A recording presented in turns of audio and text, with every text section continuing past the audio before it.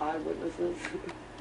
That's these vagabond kids that are from wealthy families that are poor on purpose. They wander around with a bunch of stuff on their back.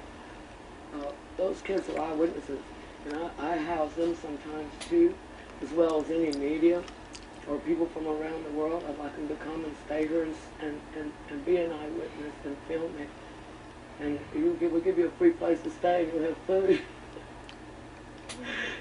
It won't be fancy, but those children are going to grow up.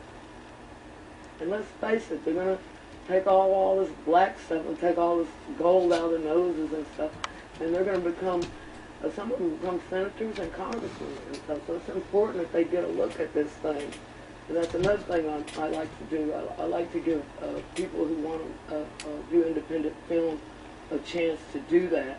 A place to live 2 miles from the French Quarter where you could really get some film. And I wish you guys would do a film about the homeless situation.